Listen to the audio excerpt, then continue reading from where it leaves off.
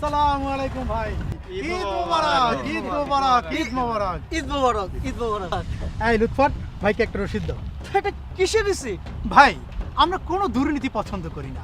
আমরা কারো কাছ থেকে 1 টাকা যদি নেই তাকেও রসিদ দেই। আর আপনি তো দেবেন 200 টাকা, আপনাকে তো আমরা রসিদ দেবই। বলেন কি? আরে ভাই, এটা তো এক ধরনের চাঁদাবাজি। যেখানে উপর মহল থেকে বলছে সমঝোতা, সেখানে আপনি এটাকে কেন চাঁদাবাজি বলছেন ভাই? তা এই সমঝোতার মাধ্যমে আমি কি কি সেবা পাবো আপনাদের কাছ থেকে? এই যে পৌরসভার রাস্তা দিয়ে আপনি যাবেন আসবেন, শান্তিতে নির্বিঘ্নে এখান থেকে যাওয়া আসা করতে পারবেন। ভাই রোজার দিনে 1 টাকা দিলে 70 টাকার সোয়াব পাওয়া যায়।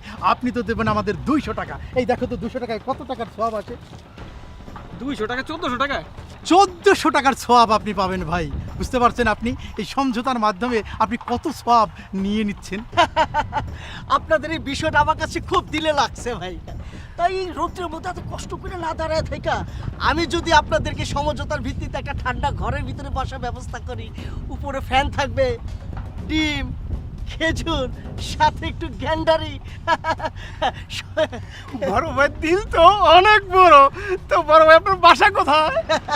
আমার বাসা এই যে আপনারা যে রাস্তার ভিতরে সমঝোতার ভিত্তিতে চাঁদা তুলতেছেন, আমি ওই থানার ওসি। ভাই চলেন, স্যার আপনারা তাইলে সমঝোতার ভিত্তিতে একটু সেবা করি। আরেকটা জিনিস দেবো, সেটা হচ্ছে গ্যান্ডারি চালা। ওঠেন আপনি, ওঠেন। স্যার মাফ করে দাম জানো আরে ওঠেন, আপনারা দিমুনি পরে ওঠেন, আপনি ওঠেন।